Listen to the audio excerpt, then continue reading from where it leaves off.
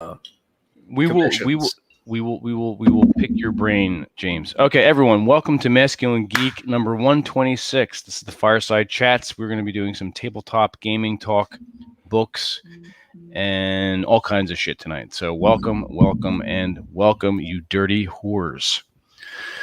So without further ado, TJ is going to talk about a new book that he's writing or has written.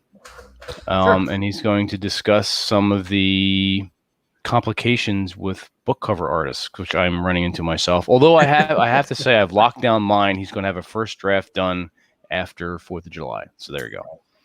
So I'm working on, I just finished a new novel as far as writing it, and then I spent a week editing it. I don't have to spend a lot of time editing stuff anymore, but it's called, the title so far is called The Iridian, and it was inspired by watching the TV show Mandalorian. It has nothing to do with the Mandalorian. It's not, there's nothing in terms of connection, but it got me thinking about stuff about just, the fact that they've taken the Western motif and stuck it in a science fiction setting. So I thought, okay, what if you take the film noir motif and you stick it in a science fiction setting? So that's basically what I did with this book. I read a little bit of it and skimmed through it. I'm going to finish it by Sunday. Yeah, it's not too long, not too short, it's just the right size. That's what she said. So it does, from what I've gathered so far, it has like a sort of a pulp westerny kind of feel, which you'll like. So yeah, and so it's got a combination of like the comparison I'm giving is, think of a cocktail of Star Wars, Casablanca, and the Maltese Falcon shaken and stirred and then served. Like that's kind of the combination of it. So if you like Star Wars and you like these film noir movies, you're going to enjoy this. There's tons of, I don't want to say references, but like hints of that kind of stuff, but I've given my own twist to it where I've made it interesting and frankly, just trying to make it original. It's not trying to not do a knockoff or like imitation stuff. Yeah. And the key to selling this book is obviously going to be the cover art. And so I'm really thinking about what I want. And I want something that's going to be similar in terms of the aesthetics as the Mandalorian, but obviously instead of being in the middle of the desert with the man with no name, it's going to be a Humphrey Bogart type character. Even though he's kind of not too much like Humphrey Bogart, he's just a different type of character. But I want something that's almost like that, but it's in a city that it takes place on a city that covers an entire planet, kind of like it's more like a Humphrey Bogart cross pollinated with Doc Holliday. Yeah, exactly. Yeah, it's really good, and there's a really cool android in it, so that's even worth it. Yeah, and so. No, so good. That's kind of what I'm just thinking is like trying to, the cover art's going to be important, but this kind of goes back to what we as Masculine Geeks are about, is about not just enjoying content, but also when you have the creativity and the desire to create new stuff. And instead of like lamenting what's going on with art today, whether it's literature, comic books, or whatever, we got to create new stuff. We got to be pushing our own stuff. And maybe I need to get better at promoting my own work so that more people are aware about it. But we also don't have we don't have the infrastructure that other people have that they're able to get. We're getting there. We'll be building it. We have irons in the fire. So the fire is rising slowly.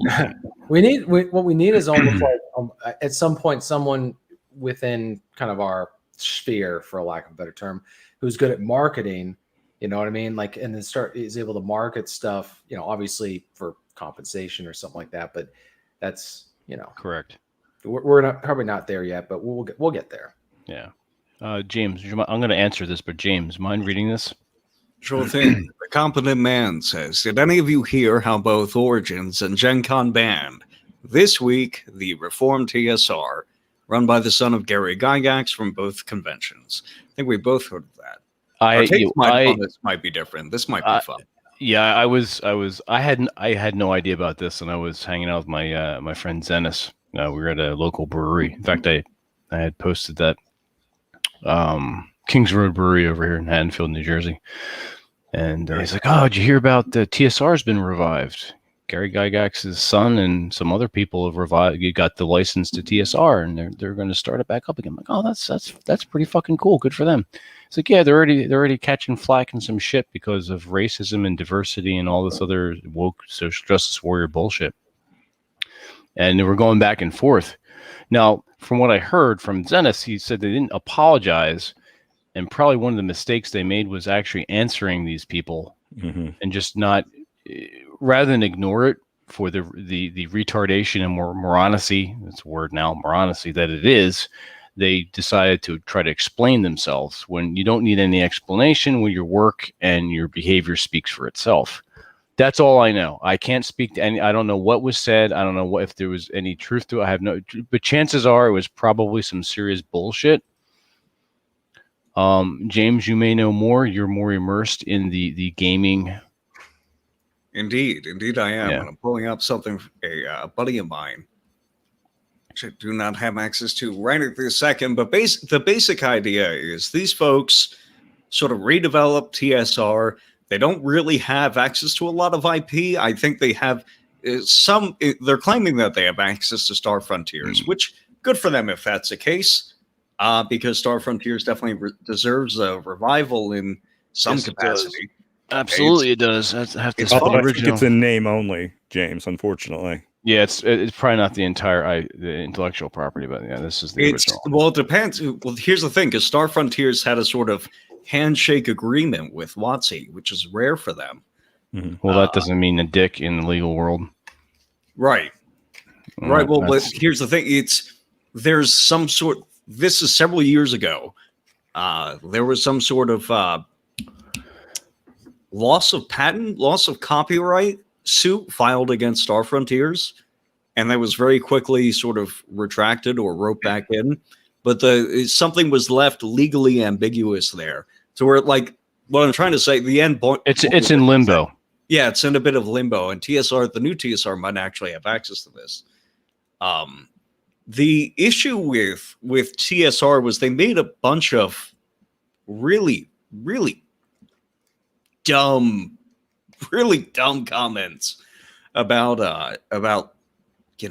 Ernie. I think Ernie Gygax mentioned something about like, well, folks who don't want to worry about gender identity or something like that, like just bringing up stupid shit, like kind of stirring the pot. Oh, okay. Well, yeah, that's never good.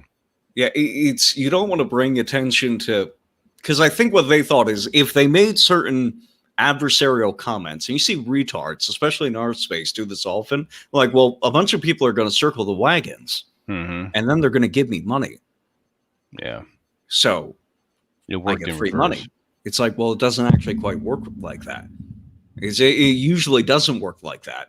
It works like that too often. But like the fact is, if you want to advertise yourself as, well, we're anti-SJW, we're anti-woke or something like that, people don't flood in giving you money. Like people give you a little bit of extra spotlight time on their YouTube channel or whatever. Like Tim Pool might do a piece on you, and then you get forgotten in the dustbin of history. Yeah. Is what usually happens. And like somebody kept harassing them about trans rights or whatever, and somebody replied with the Giant Lands, which is the only product that they actually have up there right now. So they only have one product, which is why a bunch of my OSR buddies are like, this is a cash grab. This has nothing to do with old TSR.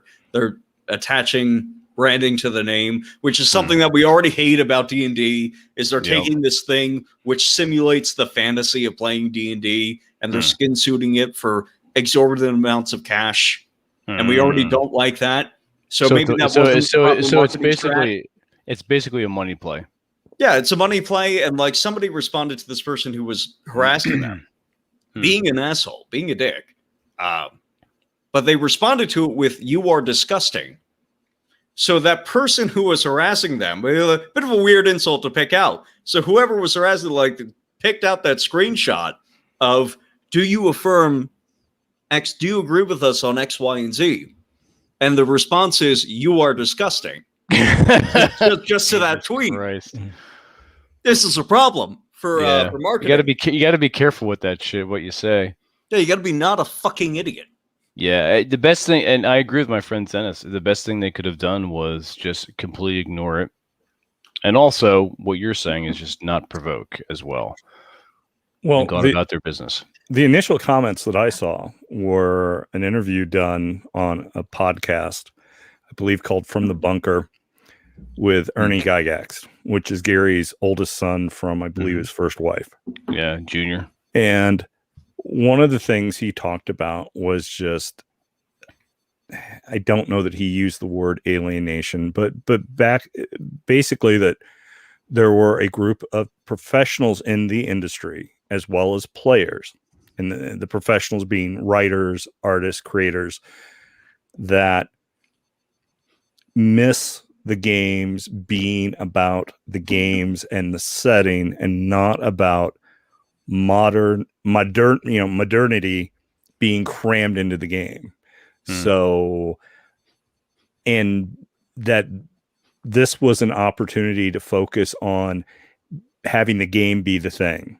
And yes, I believe in his mentioning of some of the modern social issues, like trans rights and things like that. He actually said that term or something along those lines, or sexual identity, something dealing with that. And that's kind of what started the firestorm. Something gay like that. Yeah. So as far as, the licensing on the name, the licensing on Star Frontiers, the business stuff, whether it's a skin suit or not, I don't know. I've reached out to a friend of mine who's a little bit deeper in the industry than I am to do some looking into that, as well as talking to someone who's been one of the primary people responsible for Star Frontiers fandom the last couple of decades, as far as publishing supplements and things supporting the fandom and supporting the game, and had to deal with some of the Wizards of the Coast kind of like, are you actually making any money off this stuff, or is so I'm not going to go into all that, but so that business aspect, I'm waiting to get more information. But as far as what Ernie Gygax said wasn't anything a rational person would get bent out of shape about. It would be like saying, instead of worrying about, coffee crops and tea, we're dealing with, the spice melange, fantasy. It's all self-contained within the world. But as well as I do, that in our modern, highly polarized political climate, everything has to be an issue. You can't ever be comfortable. You must always be fighting the fight. Every time you talk to someone must be a miniature struggle session. And so this, of course, cannot stand. Obviously, Gen Con and Origins, both, in my opinion, highly overreacted, because what was said was nothing to ban a person over. And even if it was, if I express an egregious political opinion or social opinion as an individual, you can choose or not to do business with me. But if I want you to bake the cake, you got to bake the cake. So at what point does my private citizens' individual opinions and lifestyle become an issue that this we can ban you over, this we are forced to serve you, and there's just, everything. Let me help you out there. Everything. I can't buy cocaine. I can't buy cocaine. I can't buy weed at the moment. I can still buy salvia. I can't buy psilocybin. Can't buy LSD. Not legally. I can't take my motorcycle for a spin around the block. That's illegal at the moment. I can't, and I wasn't able to drive a car until I was 17, something I should have been allowed to do when I was 14, frankly. Everything. Yeah. Everything. Every aspect of your life is at some microscopic level influenced by an entity above you that doesn't want you to be able to do shit unless they give you approval. And where that intersects with Gen Con and Origins is they're not overreacting to the comments, really. what they're reacting to. And you saw this the same thing in the Vic Mignogna situation, which was a voice actor who got Me Too'd. Whole thing was largely BS. Nick Recated did a great expose on that. Many of them, in fact, I want to contact Nick and see if we can have him on. But that aside, it's small numbers of people complaining that will get you removed or restricted in some capacity from these conventions. Yeah, Vic Mignogna, he was scheduled for a convention. He said, the convention owner said to him, hey, a bunch of people are complaining. What if we move you to a different building that's a few blocks away? Hundreds of people show up. Hundreds of tickets sold. Merch bought and sold on basically Vic's behalf. Turned out to be like 5 people complaining about this stuff. So it's a small number of people complaining. But when you feed into these reactions, like, well, you said like rational people aren't going to get upset about this. We're not surrounded by people. Mostly aren't on Twitter, which is where the 5 people usually live. They're nowhere. Yeah, we're not surrounded by rational people anywhere. I could spend a half hour with any of you and find some serious area in your life where you're retarded. I'm not throwing stones in a glass house here. You would find 10 times as many areas in my life where I was being retarded. Very few of us act as rational beings in the totality of our life. You guys are older, so you've tamped that down, like way down, to an extent where like basically you're going to be rational in almost every single area of your life. But it's like we are not surrounded by rational people at all. We're surrounded by people. We are bad guys. So I've been doing blogging on my website. I'll be brief. That's what it's called. So I will be brief. I think what we're witnessing now is not the beginning of something, but the end of something. And the beginning occurred a long time ago. And we're starting to see the consequences. It's sort of like with a crop and a harvest. The harvest is a product of the months leading up to that. Where did you take care of it? Did you prepare for it? So when you have a bad crop, so we're looking at the harvest right now, and all these institutions, all these different groups, all these different organizations have been been taken over by people who are weak-willed at best.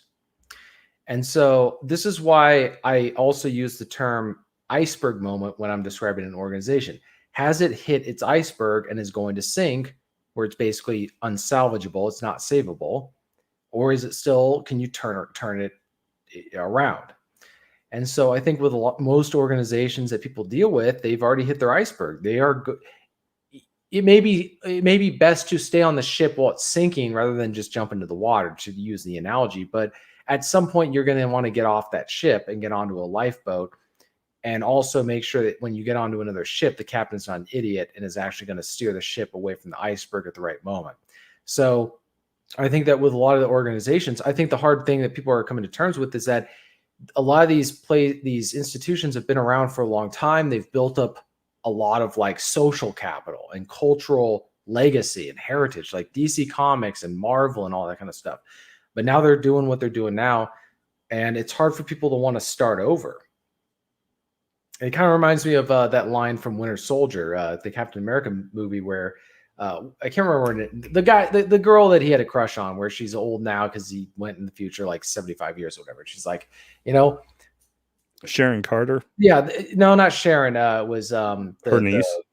It was Sharon. Sorry, it was Sharon, or the one who was from the 40s. She said, sometimes all we can do is the best we can do, and sometimes the best we can do is to start over.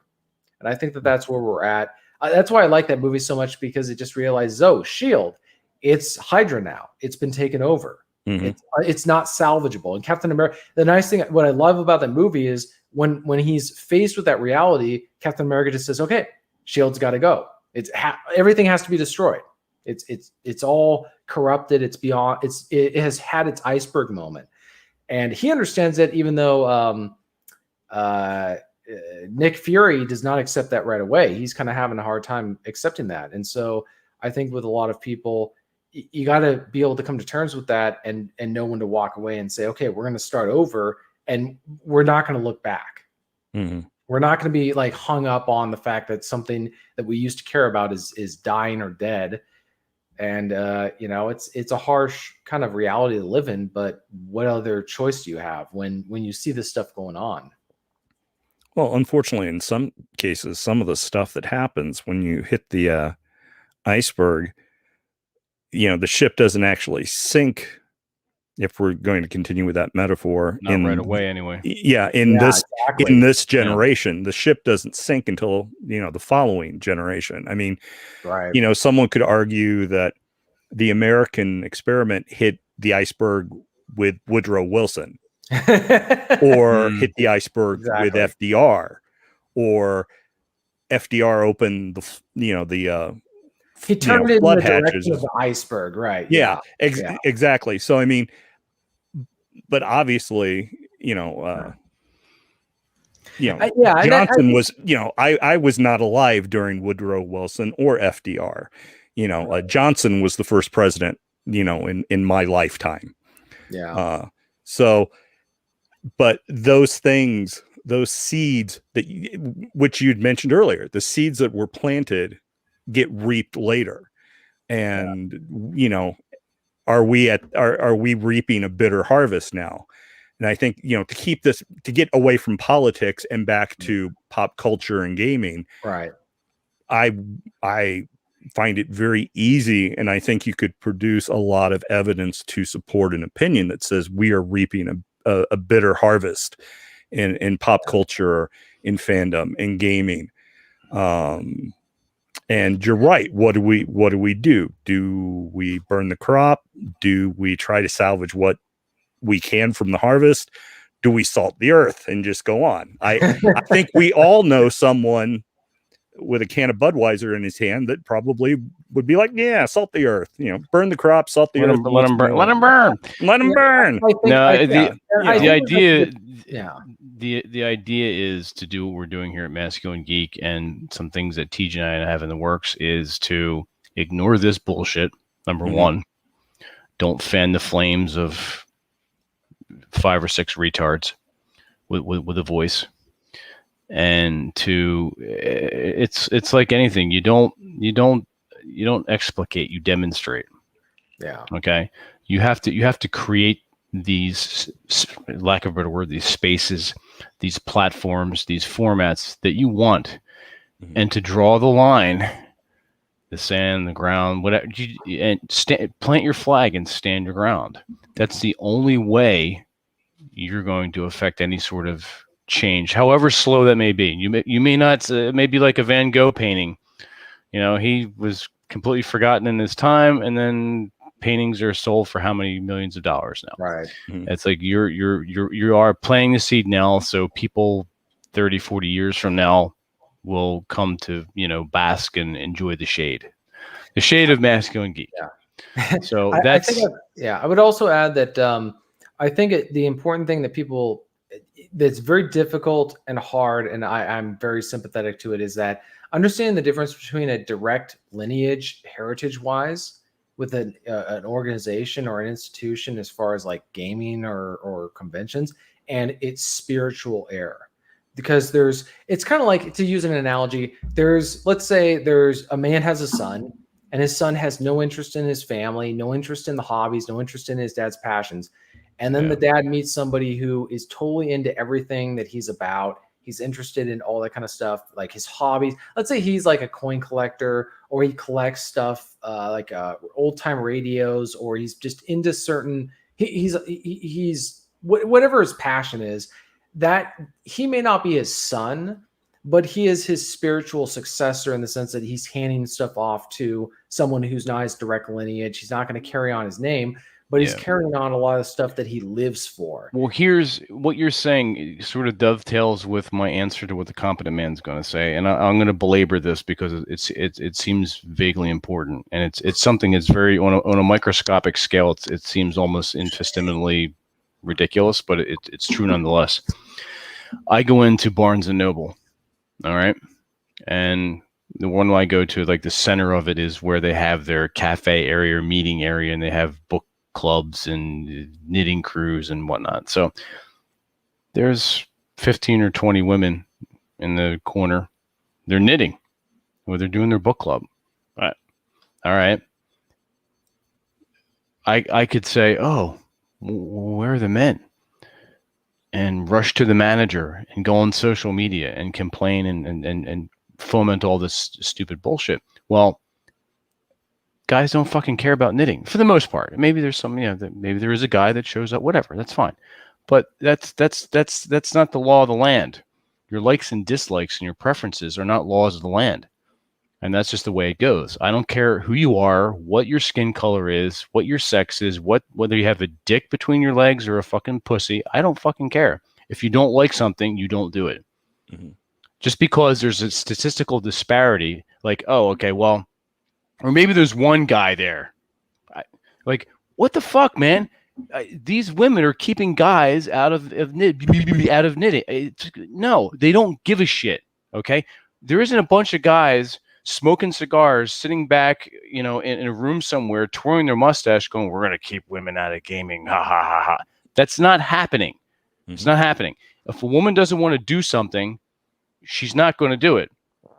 All right. And I would argue that some women do things because men are doing it, and they want the attention of those men in that particular domain. That's their sexual market value wise. That's their chance of finding attention and a fuck buddy or a boyfriend or just attention from men from that domain. Because it's like, okay, well, I'm sort of a geek. This guy's a geek. He seems interesting. I'm going to go, but whatever. All right, fine. Are you a true nerd or geek in that sense of that niche? Maybe not. That's up for argument. But who cares? If you like it, you go do it. If you don't like it, you don't do it. Just because just because the group is weighed more towards males for females doesn't mean there's something nefarious going on there. Are there instances where there are? Yep, probably somewhere, but those are small and far between. The whole thing is just so far removed from reality. Even talking about it is just cheesing me off right now. Oh yeah, which is why you should stop doing it. Because I'm going to let you know, say, like, here's where you go wrong. You're explaining it to them. Well, I don't explain it to them. Right. No, I know that you don't. I don't explain anything. Like, I don't explain amongst themselves. Yeah, I'm not explaining anything to anybody because it would be. I'm pissing into the wind. You're right. It'd just be like me pissing into the wind, into the void. It's just it's not going to have any effect. Right. But when this is just guys talking to guys, and we did have someone ask something about it. So you're not wasting your time, Vince, in this, and that you're talking to someone who's here, who's asking a question or putting forth. I think that also is a way of weeding out people that you don't want as part of your inner group, is those who look around and they're interested in, I'd say, superficial aesthetics rather than meaningful quality characteristics of the people within the group, where they're more interested in, like, are these people who we can trust? Are these people who are good at, like, who have genuine passion for the game? And they're not also worried about, like, some sort of external approval. One of the things that I think that defined nerds and geeks, like, their strength for all their issues, and I'm not saying that other groups don't have issues, but one of the things was they were not concerned with what other people thought of them. They were concerned about what each other thought in their group. So absolutely. Your place in the tribe. Yeah. Right. They weren't like, what happened, I think. Well, I don't know. I don't know enough information to kind of speculate, but I think that that was part of the purity of those groups back then, is that there was only genuine nerds who just didn't care what anybody thought of them. Well, there's a reason for that, TJ. There was no commercial spotlight on them. No. Right. There was absolutely no commercial spotlight.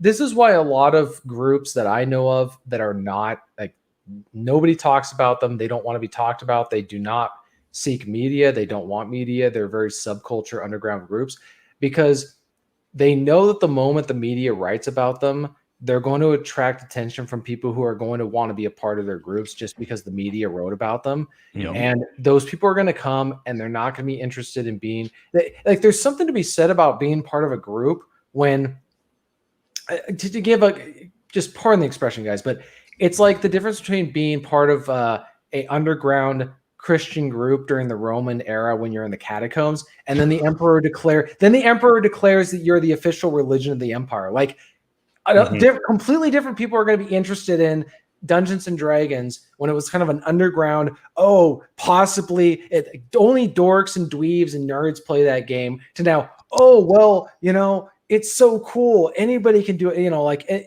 just you're going to have people with different qualities and character entering the group, and they may not be what you want. Well, that's it. They're not you're absolutely correct. And I always come back to say that for me, Dungeons and Dragons as a kid was sort of magical. There was a magical quality to it. Right. Absolutely. There was Lake Geneva was a mystical place, and Gary Gygax was almost a godlike Obi-Wan. Exactly. Somewhere. He was sort of like a guy. He was like a guide, almost like Tolkien was like a travel book editor. So the high commercialism that it's taken, the turn that it's taken, and I guess it's inevitable because it is a business and you have to keep moving forward like a shark or you're going to die. But I think they should have kept their core values and then move forward slowly. But that's my own opinion. That could mean nothing. This is the reality. Everybody's doing that. Like if you look at gun companies, all of them are trying to cater to women. They're all selling. They're all featuring like these hot chicks on the covers of like advertisement. Well, like, hang on. That was Gary Gygax's daughter. I forget her name, but she was in a few of the promo. Heidi. She was in a few of the promos in a skimpy outfit. That hasn't changed. I'm not too worried about that. What I'm saying is, it's been so watered down by commercialism and these people that you're talking about, TJ, the ones that really aren't like invested in the game, like from a sincere character point of view, that it's not magical anymore. It's completely destroyed that aspect of it, for good or for ill. I mean, things change. I don't want to be the guy like, back in my day with the baby. I know things change, but not all change is for the better. I think there's a I think there is a romanticism or a romance around the early part. I just think that every movement or everything that starts out, it's kind of like, because I've read a lot of history about like groups that are starting out. There's something romantic about when it's young and only a handful of people. Whenever you have a handful of people that are only into something, you have a sense of like almost intimate. Not to use. There's just complete blood and sweat that's poured into it. Yeah, but I also think that there's a sense of, for lack of a better word, intimacy, where that there's only a handful of people that actually enjoy or like know what you're talking about, and so you feel a closeness to someone. That, and I'm not trying to like be too psychological about it, but like it's just cool. It's like it's almost like being part of like a secret society or something like that, where which we need more of. Yeah, and but that see, therein lies the rub, TJ, because you can still move forward business wise and still keep that small, intimate like group feel. The greed and the competition and everything that encompasses it, because there was a point in time where TSR was competing with itself because it was putting out so many different supplements. Back in second edition. Yeah, it was, and you had Spelljammer and Dark Sun and Ravenloft and all this crap. It's like, it's kind of cool, but they were competing with themselves and losing. Yeah, which is why you had the complete shitstorm and TSR shitting the bed in 83, 84, and 85. Yeah. So the thing is, I think with first edition AD&D, there is a certain magic to it that was watered down in every edition after it. Even second edition, certainly third and fourth are two completely different games. Well, that's when it started. Second edition is completely when it started to get away from the sexy women on the covers of stuff and whatnot. Yeah, but to the bigger issue of why are only guys doing this, or why are women kept out of it? I mean, obviously that's a myth. We all know that's a myth, because you walk into any game store, walk in any Walmart, walk into any place, there's not pandemic is not behind sealed glass case like cigarettes and only men over a certain age can buy them. D&D is not kept in a glass cage that's locked and only men can buy them. Any girl that wants to buy D&D or Pandemic or pick a board game, pick an RPG, anything. they can buy it. And any of their girlfriends that want to play it with them, they can play it. But guess what? They don't want to do it. A lot of them don't. A lot of them, there's certainly a number that do. Oh yeah, and that's fine. And that's great. And no fine. one's stopping them because no one was ever stopping them. You go back to 1980 to 83. My own sister, who's only a year and like 21 days younger than I am, I'm her weird geeky brother who sits alone in his room reading D&D books, reading books, always listening to music with candlelight in the dark, whatever. What did my sister care about? She cared that she had Gloria Vanderbilt jeans or Izods or Adidas or Nike. I mean, name brand designer clothes, brand new. That's what she cared about. That her hair was sticking up about a foot when she went into school in the morning. And who's who on As the World Turns. Yeah. It was. That's what she cared about. She cared about being liked and popular and having the right social dynamic with the other girls and D&D at was school. Not the way to do that. And D&D was not the way. And she had no interest. She had no interest in fantasy. She had no interest in reading other than what she had to at school. Right. And you know what? That's fine, because guess what? She thought I was weird and geeky, and I thought her friends were shallow and vacuous. And, you know, that, you know what? That was supposed to happen. Yeah. That was completely normal. Yeah, so, exactly. Yeah, I think the lesson for men with all this kind of stuff is, you know, I think that there's a lot of takeaway lessons for men moving forward. And one of them is, you know, obviously maintaining, I think the biggest thing is like being conscientious about whenever you're creating a group, like what kind of men do you want, not only in the group, but like, how are you attracting those kind of men and repelling the wrong kind of men? You want the wrong kind of men. That sounds awful a lot like discrimination. Oh yeah, it's absolutely. Absolutely. Imagine that. Absolutely. Yeah. And so it's almost like you want it with groups that, like, for example, you're talking about back in, you know, maybe the 80s and 70s, the people involved in it didn't have to do a lot of gatekeeping because it just naturally was not a place where it took care of itself. Yeah. If you were not interested in it, you had no perverse incentives or ulterior incentives. Yeah, but you still vetted the guy when you wanted more players around your table and you posted something in the comic book store or the one or two hobby shops that sold D&D product, right? You know, or you put in the back of the RPGA network. There was a classified for that kind of stuff. With your mom and dad's phone number, you know, you still vetted the guy before you invited him over to your parents' house. Exactly. So, right. Yeah. And I think that's probably the other. It was not whether they were joining for the wrong reasons, but are these people who are going to like go crazy at your parents' house or something like that? Are they going to be spurgs and retards? Yeah. And the majority of them I ran into were not. I mean, the game, just by dint of liking the game itself, right? You're vetted by that nature. Mm-hmm. You know, because it wasn't commercialized. Yeah. I think that's the important point is that these guys were serious about it, and so they weren't there. Like they had invested so much into the game that was very important to them, and so it mattered that the game went well, that everything went well because that was an investment and a priority for them. This is the problem when you have people who it's not an investment, it's not a priority, it's a way of like. It's like something that they're just using as a proxy or something like that. Where okay, great, I'll go on. So I'll blow up this game. I'll wear PJs and smell like crap and whatever, and then I'll go whine about it on Tumblr or something like. I think that's just the difference of the people back then is yeah, there was nerds, geeks, like, you know, the authentic ones. And Well, if you but I showed think- up in your pajamas, you're going to get made fun of.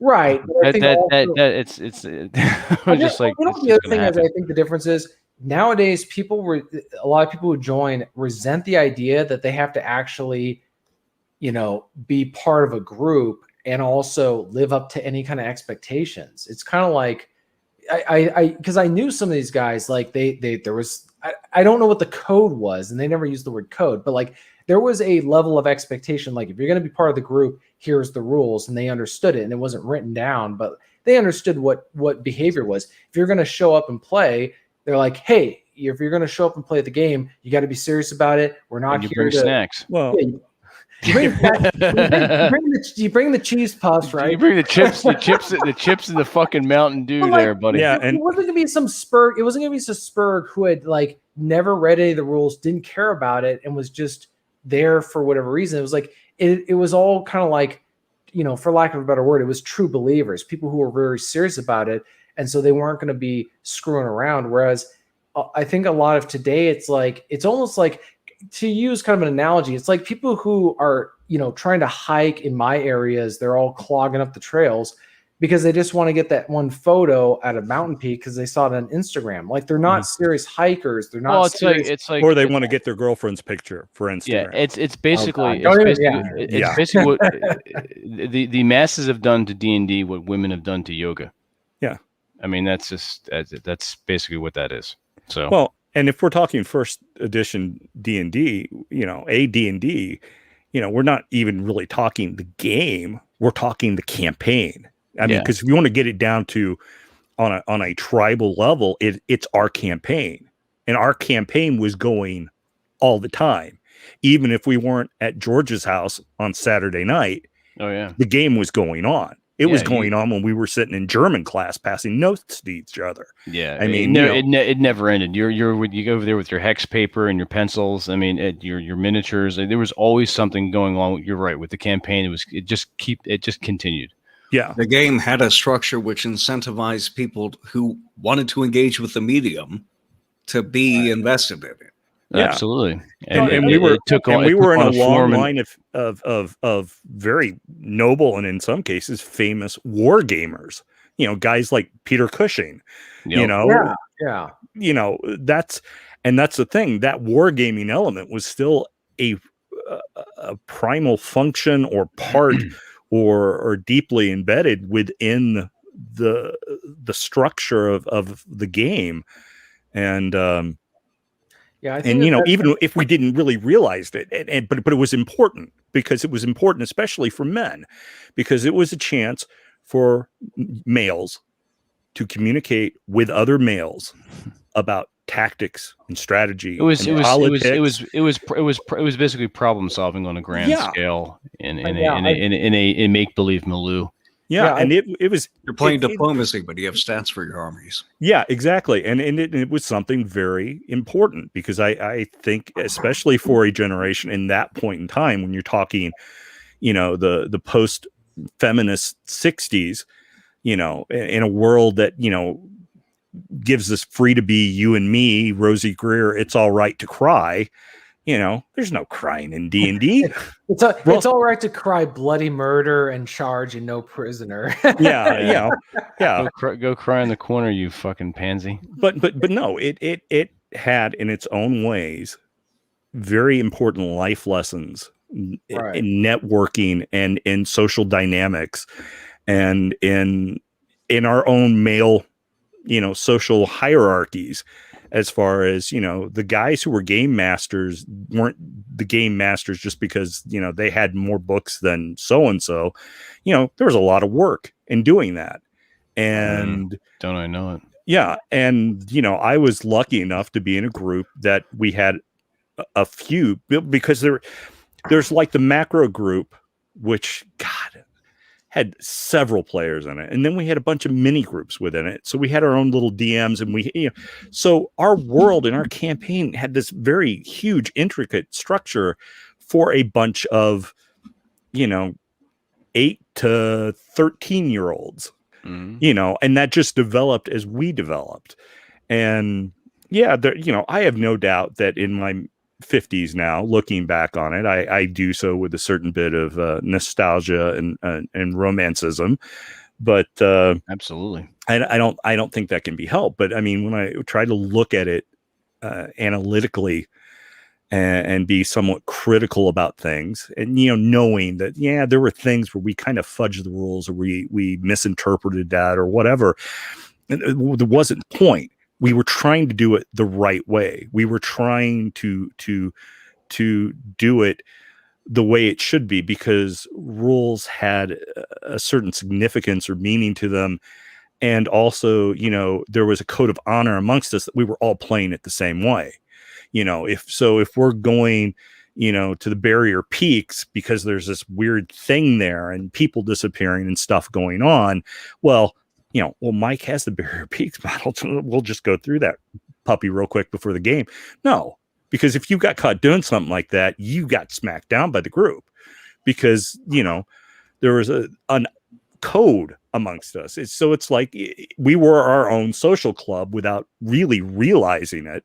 Right. Yeah, And it wasn't. Once again, it was not commercialized. I think that's also kind of I'd say the bittersweet part of, at least I'm speaking only for myself. I don't know how you guys feel, but like having the bittersweet memories is like when you have something. It kind of reminds me of a tweet or a post somebody said, like, your buddy's coming over with GoldenEye 64, 4 controllers, all Rumble packs, and a pepperoni pizza.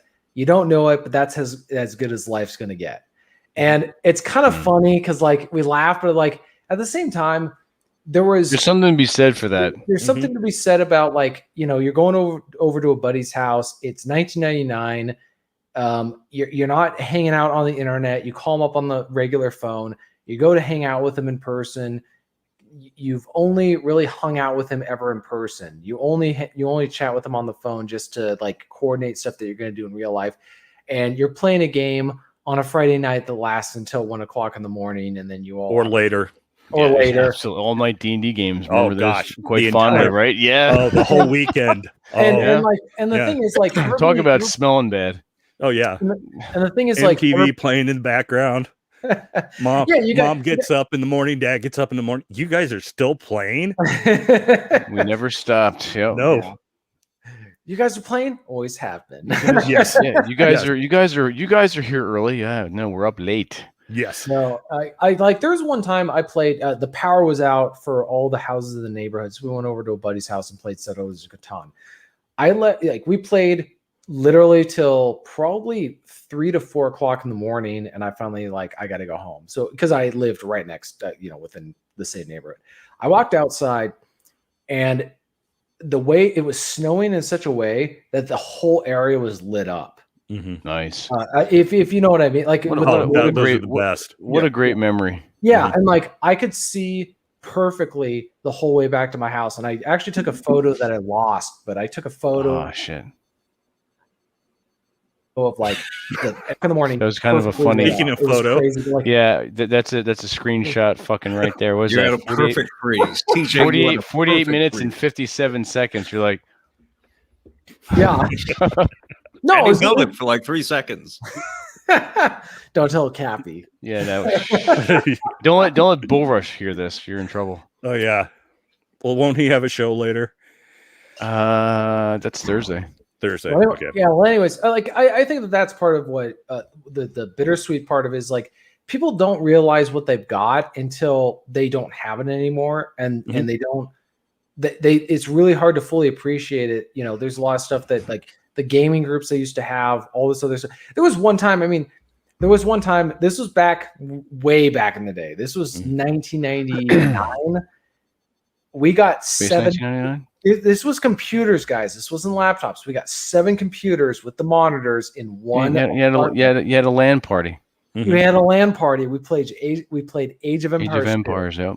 Yeah, and that was. I mean, nowadays it's like not a big deal. Whatever, like, you can play from your house. It's like, no, the internet. We didn't have that kind of internet connection. You had to plug in the whole LAN party and you had to actually bring 7 computers into one house. You're lugging them, yeah. Well, see, the good thing about everything you're talking about, and the romanticism and the nostalgia and the good times, these good times still happen.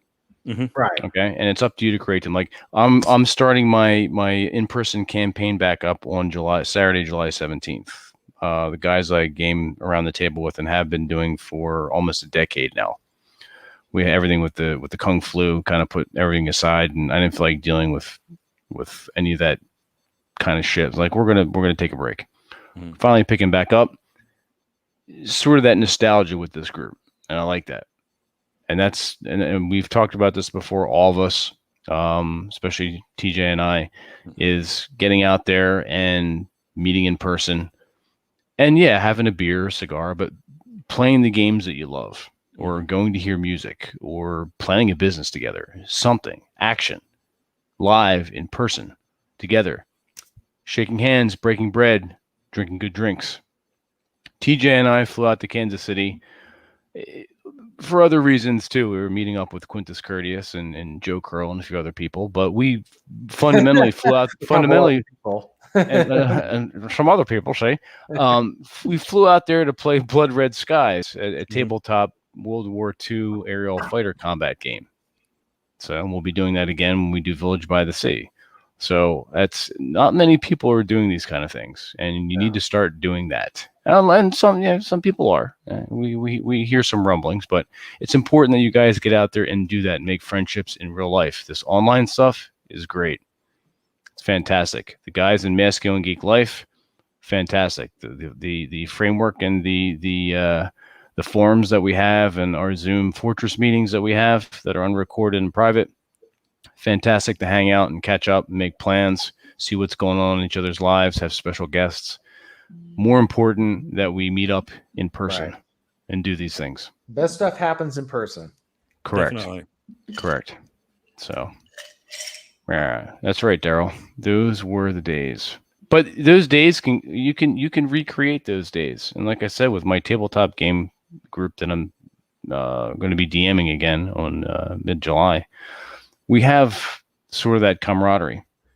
Ongoing campaign has been it's gonna be 5 or 6 years, this specific campaign that we've been playing. And the characters have come close to death. Some have been resurrected. They've been through the ringer. They've died. In fact, they just inherited a shipping company in this mansion in Waterdeep that they're trying to figure out what's the entrance down to Undermountain underneath, and what they're going to do with everything going forward with that. So that's kind of cool. So, but yeah, you guys have to create those new fresh memories for yourselves. I mean, is it cool to remember stuff from the past, like TJ was talking about, or things that happened in my past, or Robert and even James? Yeah, that's cool. That's great to remember. All this stuff is happening now. Yeah, for the most part, James is in the moment. James has a little different perspective, which is fresh, and we appreciate. Right. But no, I understand. It's like, because a lot of guys are your age. They're in between TJ's age and your age. And, things happen in life. You drift away from people. People die. Definitely. Tell me about it. I think that the other thing, I've got too many people in my original gaming group from my youth that aren't here anymore, because a lot of us went into the service, or within years staggered of each other, and some of us just never came back. Some of us ended up in the bottom of a bottle somewhere and have literally dropped off the face of the earth and can't be found, no matter how hard you look for them, even though you were the best man at their wedding. It's just I mean, that kind of stuff happens. But I gotta say, I've been fairly blessed in that, being kind of a weird, freaky little kid. I had the wherewithal to be aware at certain times in certain situations that this is a special moment that will eventually come to an end. And I'm going to I kind of stepped out of the moment just to appreciate it a little bit. Right. And I'm fortunate that I've been able to do that a couple of times, because, I was right. That group got scattered to the four winds.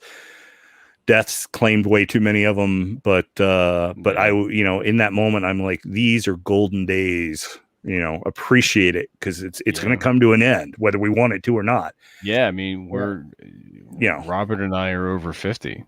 Well, it reminds We don't me look it and we don't act it all well and good, but Rob has talked about this too. I mean, what do you want? Fucking, and I've mentioned this in Masculine Geek countless times in the newsletter. Design your fucking life. Yeah, you made mistakes in the past. Own it and move on. Don't let people keep you down. Don't listen to fucking bullshit. Moderate and curate your social media. Good stuff in the last one, by the way. The one on Monday. Some really good. That? Yeah, I really enjoyed that one. Last couple have been particularly strong. So, So if you're not signed up for it, you should be, because you're missing out. Yes, you are. The other thing I want to Hey, add, John. I wrote that blog post. I don't know where it is now, but life lessons from Cowboy Bebop. Yes. And part of it is just like the understanding. One of the lessons or takeaways from it is there's people who are going to come into your life, and that in this case it's going to be your gaming tabletop life that you really like, but they're just not going to be there forever. They're going to be there for a limited period of time, and then they're going to go. They're going to go either like for reasons that are good or reasons that are bad, but kind of identifying those people and understanding and acknowledging. Oh, he's got me, guys. John, what would we do without you? I know, right? I'm gonna send you the link, John, if you want to hop on. Yeah. So basically, the idea is like people are going to come into your life and they're going to bring something to it, but they're also eventually going to leave. Like they're not going to be there forever, and realizing like they're not going to be lifelong friends. They're not going to be people who are going to be connected to you for the rest of your life. And I think it's hard, because there's some people where you're tempted to think of like we're buddies for life, we're blood brothers or whatever, and that's just that either isn't what they want or that's not how it turns out. So yeah, that's why I really like that essay, because it kind of got at stuff that it was a good essay. Was just wrestling with, as well as just life lessons of that I'd experienced myself regarding just people. Like you think, oh, these people, this person, it would be great to have around for the rest of my life, and then they either die or they leave. They move to another part of the country. They have 5 kids. Not saying anyone had 5 kids, but hypothetical, they have 5 kids, and like that's their focus now. Yeah. Well, since we're on this advice section, get a fucking friend under 30. Get a friend under. I'm serious. Everything that I've been listening to you guys talk about is history. But to people my age, it's not history whatsoever. It's archaeology. Well, that's why that's we're the running only around. James, that's the only reason why you're on Masculine Geek is because you're under 30. Right. And you have a fresh, Yeah, and you have a fresh, no, and you have a fresh I- perspective. I You got have a fresh nothing else. perspective. Yeah. The force cannot carry you through everything in life. Not yet. But like everything that's history to you guys is archaeology to a bunch of young guys like me who are running around in a post-apocalyptic world. Everything that is history has collapsed. It's gone. We're in a post 9/11 world. We're in a post war on terror world. No, you're definitely in a dystopian future. I'm sorry about that. It's not the dystopian future. I don't think it's not dystopia. I think of it as post apocalypse. Is like I can just, provided I'm the bad guy, I could go around and do whatever I want. I could discover whatever I want, and that's why I'm telling you guys: get a friend under 30. Like, I am discovering motorcycles for the first time, Andrew. thanks to Vince. Mhm. Vince gets to watch me discover a motorcycle for the first time, and then we're going to go out riding together, and he's going to watch me wipe out for the first time on the road, and he's going to laugh at me. You guys get to enjoy all these great. I'll laugh, but then I'll help you clean up the blood. I'm sure you will, but listen, you get to enjoy the laugh first. I'll pour a little bourbon on it. I promise. Exactly. Well, that cures all ills, as far as I'm concerned. Both that's part of it. In and out. So yeah. So and thank God I created this to ease my midlife crisis, because you guys are definitely benefiting from it. That's for sure. John, I sent the link to your Instagram.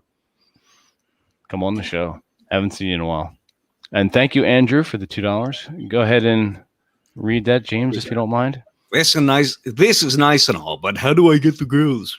You have to go over to and then Atham for the super sticker, and that was for TJ. There we go. There you go. But seriously, get a friend under 30.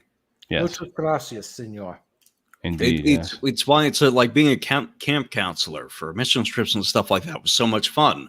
Even though I was an autistic spurg in my teens, it's like I got to see people discover things for the first time, and it really like rejuvenates your life. Everything that is history to you that you're going to get nostalgic and then sad over because it's not in front of you anymore. Thank you, Atham. Pops up in front of you. Atham Alduca says, "Oh, don't show your nipple. Please show your nipple. We're going to It's get fine. banned. We're going to get banned." Okay. Hey, bring up that question about the girls again, because we obviously got someone who can answer that question right now, right? Oh. Here we Somehow go. I always end up half naked on your show in bed. I don't know. Nipplegate Part 2. Oh, Nice to meet you, by the way. Yeah, Robert. This is John. John, This is Robert. Good to meet you. Hey. And to John's friend, hello. Yes. She has no say in this. She just needs to serve me. I saw the hand. That's pretty funny. How's your vacation going? Konnichiwa. It's good. She's Chinese, so she doesn't. But Shay? yeah, but she understands Konnichiwa. Ni But hao. anyway, yeah, it's good. It's a little overcast. You can see. If you're gonna have an overcast time on vacation, still not bad to have an overcast day. Yeah, no, it's just. I mean, it's gonna clear up. There's like a little bit of a hurricane passing by Japan right now, typhoon. Oh shit! So, just chilling. How you guys doing? A hurricane before I go. Pretty insane. good. We're doing good. We're talking tabletop games and nostalgia and the romance of the D&D when it first came out back in the 70s and 80s. So, you were never a D&D nerd, were you? I was for a little bit. I was. Oh, really? Okay. Yeah, I played it, Alright. but of course, my mom said I was going to become demon possessed by the devils and Dungeons and Dragons. Well, stuff. clearly she was right, regardless, right? Yes. Yeah. All It she still did was happened. push me. Every time I had so many healthy hobbies when I was little. I used to have I had first edition Charizard, Blastoise, Venusaur, everything. All my mom did was push me further into drug usage and sexual addiction, canceling it all worked my in happy and reverse. healthy holidays. Yeah. Yeah. Yes. Thanks, But I used Mom. to play that. I used to play a lot of. I don't think you know this, Vince. I used to play a lot of Star Wars tabletop Really? with the figurines. I played that. Yeah. Oh, I used to play it a lot, and I used to Oh, play shit. Yu-Gi-Oh somebody Yu-Gi-Oh. stole my deck. Oh, damn. But I have a lot of nerdy hobbies. But I think those hobbies get really kind of shit on because all the strategies and stuff I learned through the hobbies, RPGs, all these things, I was able to apply those strategies into real life and, become rich because of those strategies. And, Absolutely. I think I like a lot of people in our corner are like, oh, would you just play video games all day? To play video games and to be good at video games is hard. It's not easy. Yeah. And if you can apply that same skill, that learning skill, that logic, then you could literally monetize it. Absolutely. Robert was just talking about that. The negotiation skills and the problem solving and all that stuff. Just learning to interact socially, even though you were awkward, when you first started delving into D&D and you're awkward in general, you weren't awkward in your tribe. Right. No, Aaron Right. Clary is awkward anywhere he goes. Well, there's that. Yes. Poor Aaron. No, he can take He's care of far himself. from poor, but we're working That on fucker. it. Yeah. No, this poor Aaron is in the sense he's got to be Aaron. Yeah. Someone's got to do it, Yeah. He Angry drew Minnesota the man. short straw. right? The 5 foot less than 5'9" straw. Yeah. What did you say, TJ? He's taller than he should be or needs to be. He's taller than he should be. Yeah. He looks short. I remember guys before I ever met Aaron, dude, this guy's a short guy. He's got short man syndrome. And then I met him. I was like, wow, he's actually just a little bit short than me. He's not that short. But he looks short. Yeah, exactly. There's something wrong. You'd think he'd be like Harlan Ellison. with a Well, short little honor guy. Aaron should have been able to be the guy who's inside R2D2 in the Star Wars films. Kenny Baker. the fucking midget. Yeah. Kenny Baker, who I've met. R2D2 would have charged money. Hey, if I'm going to unlock this gate at the Bespin, Cloud City, I want my money. How do I get the machine? There's no way Aaron could have played a character in Star Wars and not been able to not talk. Oh, he would have just beeped. He would have beeped so much that Luke Skywalker would have chucked him out of the X-wing on his way to Dagobah. Probably, he would have been like, he's the beep whenever you curse. That beep beep beep beep beep. Aaron reminds me of the angry raccoon from Guardians of the Galaxy. Rocket, yeah. Rocket, he kind of does, yeah, a little bit. Oh, that's so funny. Shit, that's funny. Oh my god, that's good. I heard you guys talking about that. The just like the finite nature of life and stuff. I think that's a big part. A lot of guys in the manosphere don't. I'm not hating to fucking label us as part of the manosphere. We're not. We're our own entities. No, exactly. I'm not. I've got placed in there, but I'm not. But I think a lot of guys get caught up on shit that doesn't matter. And I know I'm saying the roles and shit like that, but I know I'm saying that with a hottie massaging me on camera. But it's really not. It's not that important. I think it's a box you just need to get checked though. Kanye West said in a song, having money is not everything, but not having it is. And I think the same thing goes for when you're living a sexless life. It's a box you need to check because we're just men. I always say the thing, all men need money, muscles, and game, right? It's just essential, but you shouldn't make it the focus of your life. Because I see guys because I've mastered, the art of seduction, female maintenance and stuff, and Vince, you have as well. But that's what allows you to give birth to other passions: motorcycle riding, playing games, developing a taste for whiskey, meeting good friends, right? Good friends like me that send you lightsabers after they meet you. Yes. I terrorize Mowgli with it. Yeah. I chase my dog with my lightsaber too. That's all. He as soon as he hears this turn in the light, he fucking runs here into the den and cowers. Well, one of my older sons put it to me a couple of weeks ago. He was over at the house hanging out and doing some work with me, and we were talking because it was such a hot day. And I'm like, well, make sure you take care of yourself and everything. He's like, no, it's important to work up a sweat. It's like fighting and fucking are two things that'll work up a sweat, and that's something men need to do. And I'm looking at him, and it's like, you learned something. That was one of those proud dad moments. And he's in his 30s, so I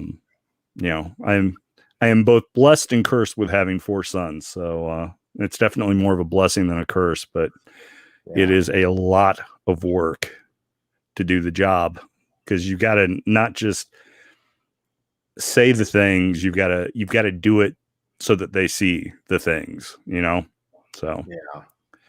But yeah, you're right about having to check certain boxes. I'm just kidding. Just kidding, John.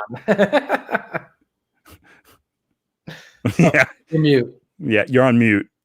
Oh, it's my waifu pillow. Yeah. The new version. The version that talks back and gives you shit sometimes. Oh, so it's the Aaron Cleary waifu pillow. Yeah. It's the Chinese model for sure. Yeah. Yeah, it's interesting how life is a balance of a lot of different stuff, and when there's a deficit in areas or it's harder to attain stuff. It's kind of like, for me, I live in the mountains where there's water everywhere. It's not a big deal. I live right next to a river, but if you live in Saudi Arabia, water is a big deal. Or you live in other areas that it's just more of, it's not saying that it's an obsession, but it's more of an emphasis because there's less of it. Mm-hmm. And so I think that's one of the problems that people confuse with when guys get really into something. Oh my gosh, he's got the lightsaber. Okay, I'm going to step down. Mm-hmm. Now, does it have the sound effects? Yes. I would not send him some piece of crap. I think he's on mute. You're muted, Vince. I think that's what it is. That's probably it. Yeah. Hang on. I heard it. Your training is now complete. Yeah, Yeah, this is pretty I badass. love it. That's the Luke. That's the Luke one. Correct. Yeah. Such the traditional one. It's fucking really long. So what did I miss? You guys talking about? What are you talking about, TJ? I was just talking about how, like, with a lot of different stuff. He's rambling about something that doesn't matter. I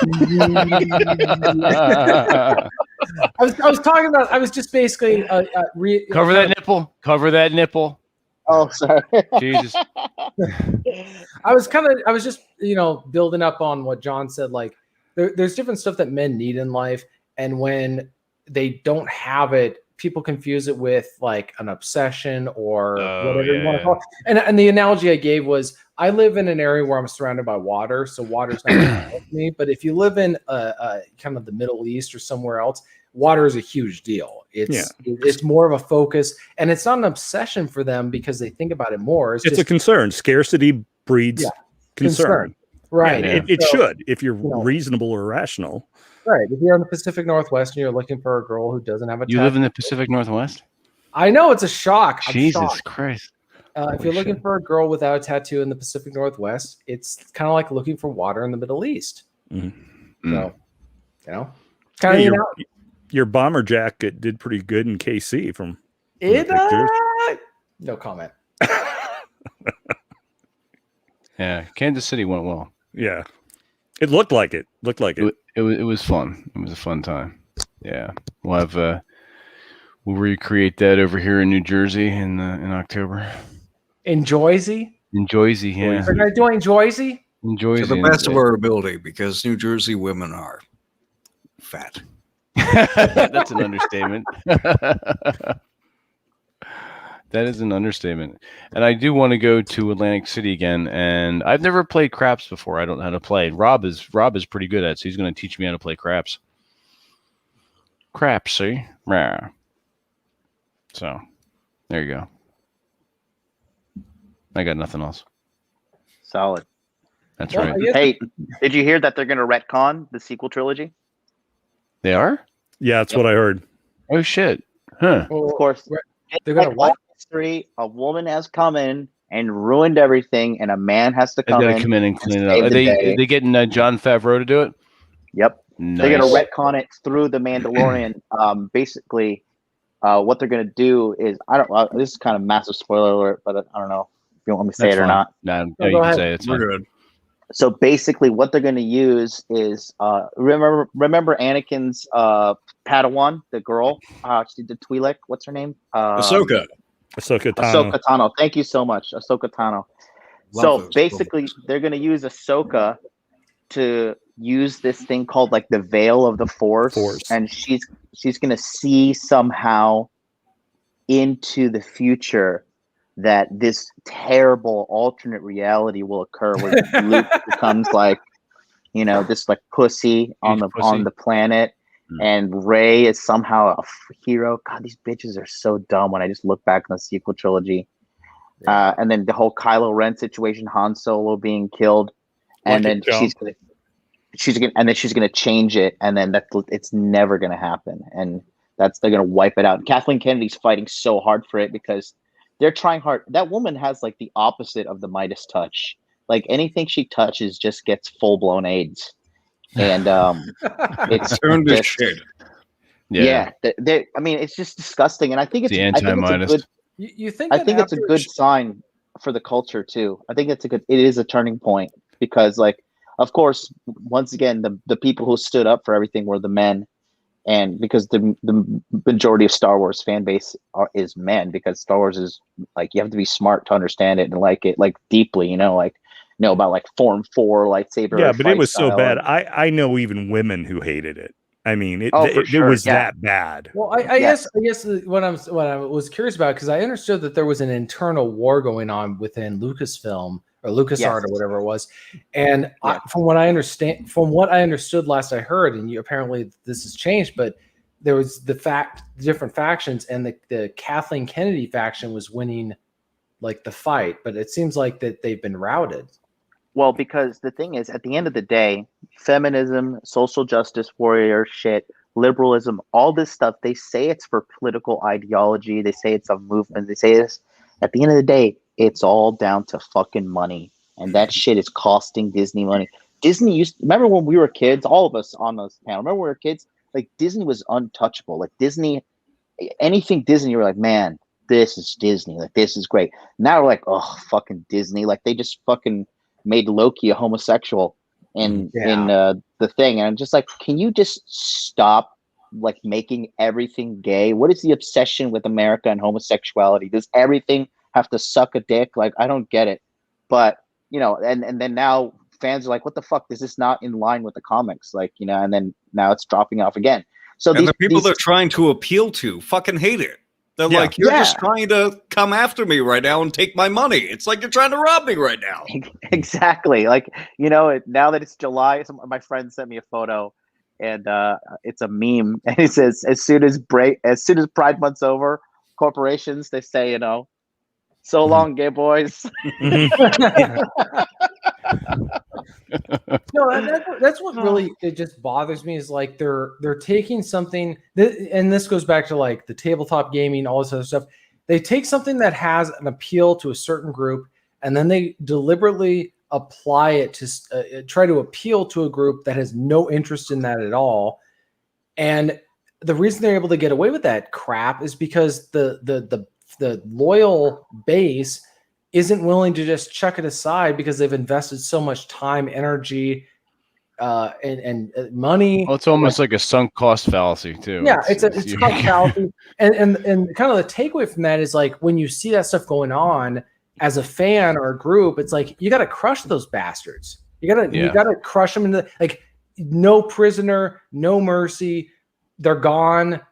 Like full scale scorched earth policy with these guys. Like, I don't want to see them. I don't want to have anything to do with them. They got to be gone, and we're not going to quit. We're not going to go away until. Yeah. Well, part of the problem is a lot of people refuse to acknowledge that that's the enemy. The opposition has absolutely no problem considering you the enemy and wanting to destroy you, and on every possible level. If you post something on Twitter that they don't like, it doesn't matter what you do. If they can get you to get divorced, lose your house, lose your job, be banned from Twitter, whatever, that's great. But that's still not enough. If there's some other way that they can still punish you, they will, because you're their enemy. But our side of things doesn't do it that way. And, you know, for some reason we have this weird notion of fighting fair or, you know, ignoring them or something. And yeah, exactly. This needs to be a thing. Yep. This absolutely needs to be made a thing. You treat them all like Hitler at Munich. You just crush it. Mm-hmm. You don't like, oh, peace in our life. It's like, no, we're crushing it today. Yeah. At this point, the way that you crush them, there's a bit of strategy that people did not adopt that they should have adopted, which was the people moving in aren't necessarily the people that you crush, because they're replaceable in every sense of the word. They have no uniqueness to them. They have no identity. There's nothing identifiable. You take 100 of those people, swap out another 100 people with the same views. Nothing substantial changes between them. The people you crush are the people at the company doing this shit. You take your money elsewhere. If you're reading comics, you take your money elsewhere. Once again, you can't elsewhere. just talk about it. Yeah, you have to demonstrate it. You have to demonstrate with your behavior, your time, attention, and your wallet. Absolutely. That's the part that people really struggle with is because here's the thing. Either the the home company will, because some people are not willing to like, well, some of these people might have good intentions and some of them are just kind of blindly following. You get mixed into this mire of people that you don't necessarily want to go scorched earth on because you're distracted by people who are basically idiots, have no opinions worth anything, but rarely might. Who knows? It's the people at the company. You gotta destroy them by taking your money somewhere else. And it's a win-win situation for you because you go somewhere else Either the home company changes to your whims to respond to the market, or you have a new company that placates to you, that markets to you. Mm-hmm. You don't lose in either of those situations. Both of those are beneficial for you. It doesn't And matter. it puts the control back in your own wheelhouse. And if you've got Yeah, you any, need to Exactly where destroy it should be. yeah, and Yep. if you You got gotta any destroy the ability at all, ideology. you make your own thing. exactly. That's what we do, and I think that's the what future. we're doing. Oh yeah, If absolutely. you read the book The Sovereign Individual, we're in this big position right now. This is why there's such a huge pushback against cryptocurrency. It's because they fucking killed John. They killed John McAfee. Like, they killed the fucking guy. Mhm. And it's because we're entering this age, like, especially now that I'm gonna go down a little bit of a rabbit hole here, but bear with me. Like, for example, Do like, it, I don't do it. think You're going to be Go brief, down right? that rabbit hole. You're naked in bed. Go for it.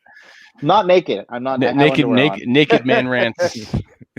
But basically, like, for example, I don't think anybody really trusts what the election outcome was in the United States of America. I don't think anybody with a proper brain That's an trust understatement. that.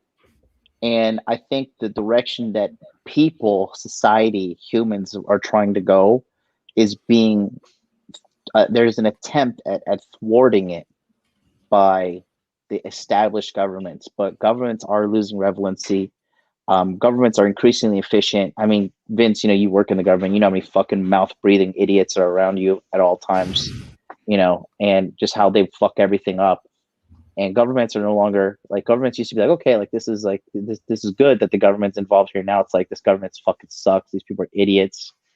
And so we're trending away from this whole, like, we used to be controlled by these corporations, governments, and stuff, and they still have a considerable amount of control. Don't get me wrong, but I think we're gonna start seeing this fragmentation, and it's a good thing of, like, these little subcultures formulating. And now with censorship on these online platforms becoming more and more rampant, people are aware of shadow banning, people aware of algorithmic manipulation. All this is going to do is going to push social media to a more decentralized future. It's probably going to happen over the next 10 years. But Hopefully 5, but yeah. Yeah, definitely, hopefully 5. But, like, with Corona and stuff, all that shit, just look at how many dumb people there are. Like, people, I'm on this tropical island. I'm on Miyako-jima Island. Okay, it's a very, very small island. It's a sub-island of Okinawa Prefecture. And people are out here wearing masks, afraid that this magical virus from the sky is going to come to this fucking remote island with a population of 50,000 people and kill you. So that's my little lack of faith in humanity there. But other than that, I think this is the future we're heading towards. And the guys like Vince, Aaron, myself, Rolo, Rich, Ryan, all those guys who are, like, making these little micro subcultures. I think this is the future. And it's like, it's no longer like a subculture that's like, oh, we have to be dogmatic with our views and force this shit upon you, right? Like, people just like, hey, we're just here. Leave us alone. If you want to join us, that's cool. These are rules. But if you don't abide by rules, you're going to have to leave. And that's it. That's my thought. Anyways, I'm going to go to the beach. I love you all. Hey, very nice buddy. meeting It was you nice again. seeing you again. Yeah. You too, guys. Sorry to come in and just pop in and out, but I'm on vacation, so. All right, man. Because All we're right, happy guys. for the time we got with. Lying in bed, popping in and out. Yeah. Yeah. You go. All right. See you guys. Peace, buddy. See, that's what I mean. We're a sub community of a larger community, and you're right. The whole manosphere thing. There's something about that title, but there's just so many different cool people that kind of come in and out, and with whom we have connections, and you guys far more so than I do. But because like I said, I've just met him. I've only met Aaron once, really. So I guess I'm lucky. But so clearly you didn't have rum in tow with you. Well, and it wasn't in person, so I had crack and rum for the first time down in Texas about a month ago. It's now I know why he drank it all. It's for the price. It's completely worth it. It's very very smooth. I think, and I guess I appreciate what James is saying, and I think that this is something that lesson from the boomers is that I look at a lot of institutions that the boomers are in charge of and that they're running into the ground. And one of the things is that they are absolutely, you look at some of their values, like innate. I'm not talking about like expressed, explicit. They're never going to say it, but like one of their innate values is no young person can ever move up or have any kind of control over the organization. It's going to be in control of us as we run it into the ground. And so one of the takeaways is like, when your organization, as you get older, you want younger people with fresh blood and people who understand the fundamental values of the group, but they're also able to like just respond to the conditions on the ground, like what's going on. Like it's kind of like not imagining their situation. They're responding to what you have actually requested them to do. They might do it in a way that you didn't expect, but they're still accomplishing the end goal. Right. They're not running off to the Neverland. Like with a group, like let's say a tabletop gaming group, it's like, yes, we want to keep this tabletop gaming group going. Now it's going to look different than what we used to have, and that's just inevitable. It's going to probably have a different group of people, but like it's growing. It's full of people who are interested in the same stuff. I think Vince froze again. Oh no! He's just his elbow. He was pulling a Rob. He was doing a cardboard Rob. That's right. I was waiting for the briefness to end. No, I just think that's something that I'm conscientious about. Is like I want to stay in touch with. I don't want to be a boomer. I want to have younger men than me, kind of giving me like, what is reality like for you? Because I'm approaching my mid-30s. I want to know what's like for younger Zoomers who are in their early 20s, mid 20s. Things have obviously changed. Like, what is life like for you? What are you dealing with? And what's reality like for you as far as like the same kind of stuff? Because they're a group that has grown up entirely with smartphones and entirely with other stuff. So their concept of like relationships. I have relationships that I formed before the internet. How many of these guys formed relationships that were based off of before the internet? Wait, so what do you mean? Like, because I can answer that. Oh, go ahead. What do you mean by before the internet? Like before the internet was around, or? Well, meaning like somebody that you met in person rather than you met online. I'm not saying like I have an answer to that. I'm saying I don't know. There could be people who. A lot of the relationships like Vince, Aaron, Rob, you, the other Rob, Raul, all these other guys, and John that was just on. These are people I met. We've all met online first, and then met them in person. If I haven't met them in person, but like that was something that growing up, I never. That was a dynamic that never occurred to me. Well, that wasn't an option. Right, up until Pen Pals was about as close as you got to that. Right, yeah. And to be honest, like the first person I ever met from online was like 2016. Like that was the first time I ever met somebody first online that I like. The first acquaintance of mine was from online. Everyone else was somebody I'd known first in person, and maybe I was communicating with online, but like I met in real life. So I'm saying like that dynamic is slowly changing to where people, especially younger people with smartphones and all this other stuff, they are maybe their friendships and relationships are forming in a different way. I'm saying I don't know. That's why I can listen. I'll help you out with that. It's the real quick. I'll read this. It says TJ and Eric and Clary retweeted my tweet about how I used to go on the internet to escape real life. Now I use real life to escape the internet. That's interesting. It's funny because you could use the internet. I mean, you get to control your experience on the internet. I've talked about filters before. You needed to use them. Start booting up listen, if you hate Twitter, start booting up the muted and blocked words. Well, that's the thing. The internet has been both a landmark thing in the history of pretty much anything as far as opportunity. Yeah, but it's also poised to be our downfall. Well, no, it's just filled with the same shit that's everywhere. This but is where the it's young person's larger. relationship comes in. But it's larger than life, and it's in your face 24/7. Where you Right. this is where you said the filter if you let it. Right. But If here's you let all those bad shit, all that bad shit could theoretically still be in my face. And this is where the young person's relationships start to differ. Is I'm still in contact with all the people who I went to, all my buddies in high school. Right. We still go out for wings every 6 months. We smoke cigars, do all that stuff. Well, you've got a nice time proximity too. Because that was what 5 years ago. Right. Yeah. It's the relationships, but I am in contact with people who I have met online and then met in person, like folks from a tabletop group that I went to Dragon Con 2019, I think it was with. And that was a fantastic time. It was a little bit awkward because I was going out like this is the first time. That was my first time meeting somebody who I only knew online in person. But it was a fantastic time. And the way the relationships are changing, especially now with apps like Discord is a really big one, is that we no longer have to treat people who suck in our life or who we view as sucking with any degree of respect, any degree of reverence, any degree of like we have a connection, and that applies to parents as well, is you can be now in this day and age raised online. And that's a little bit of a scary thought, but it's also really beneficial. There's pros and cons. It's funny you're talking about. We're all talking about meeting people in real life. When I was talking to my friend Zenis, he's been a World of Warcraft gamer since its inception in 2004. He's been he's a lifetime subscriber.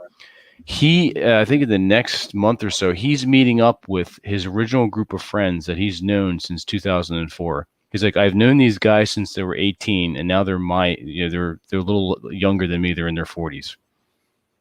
It's like 17 years for the first time of history in history, in 17 years of playing this game online together. They're going to meet and sit down, have dinner and drinks in Philly. I'm like, that's pretty badass. Mm-hmm. Oh yeah. Yep. That's really cool. I mean, it probably should have happened. Maybe it would have been cool to happen earlier, but still, you had that timeline of almost like raising each other in a sense. Right. You're forming each other's opinions and stuff like that. It's exactly. Social relationships, which are toxic, can now be replaced with parasocial relationships.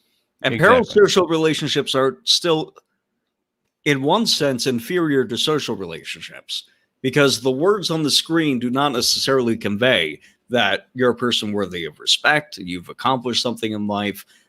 The affirmations don't come across quite as much. The status doesn't come across quite as much. There's static, there's noise in between the normal cues between you and the feedback that you'd be receiving from everybody who's in proximity to you.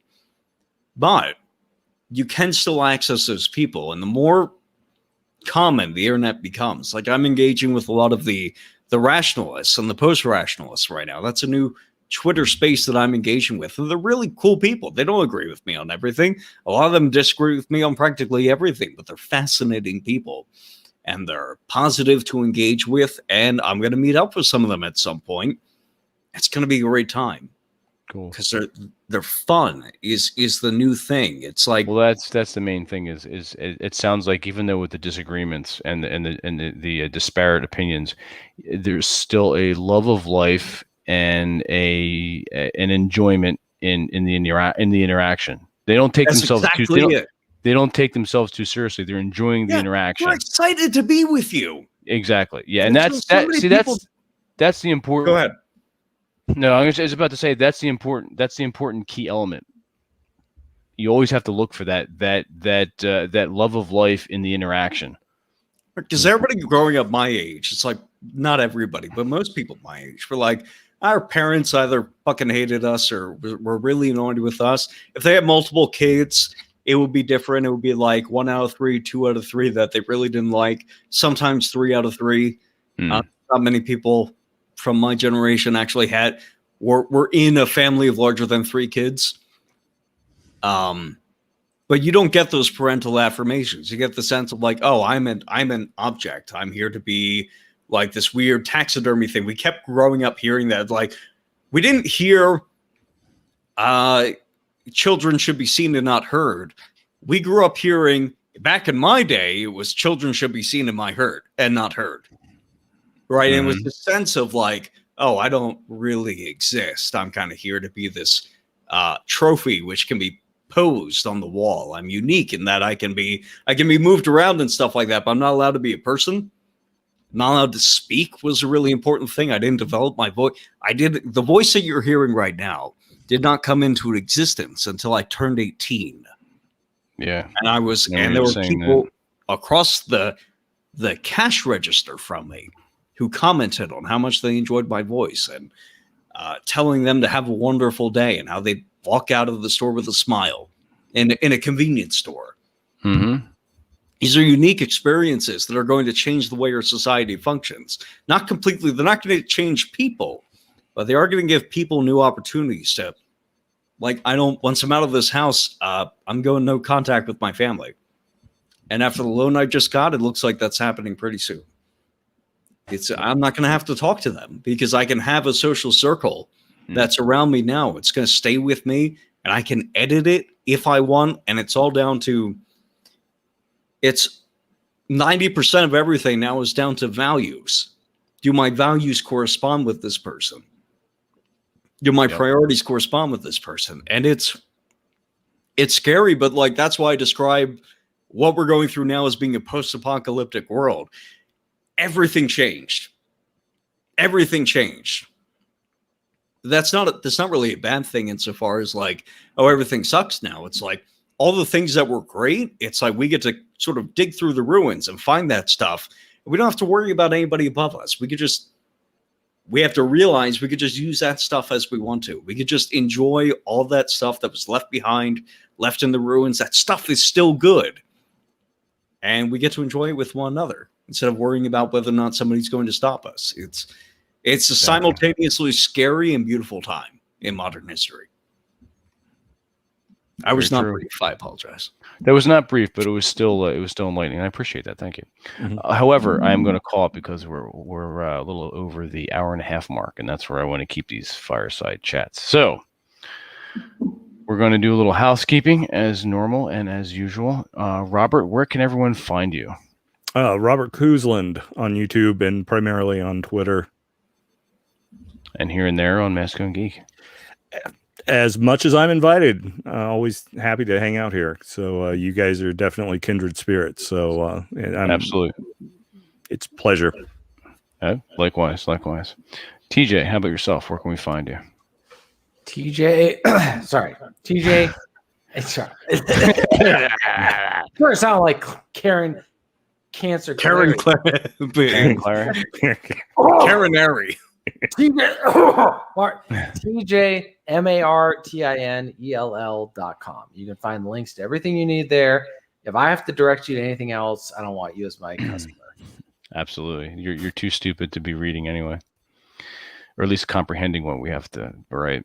Last but not least, Mr. James. You can find me on Twitter at Asher Creativity. I comment on things occasionally. That is true. I do have a D&D announcement. We do have, we'll be having going forward next Wednesday will be the new campaign, the AD&D campaign run by DM Drew Bay. So we will be starting his campaign next week. And then the following week or the week thereafter, we'll be continuing the one with Mr. Rational DM Raul Tomasi. So in the meantime, TJ, take us out. Guys, keep the fires burning, keep the wine flowing, keep the lead shooting down range, don't take any wooden nickels, and don't drink all the rum. Karen Clary. Could not have said it better myself. Rah.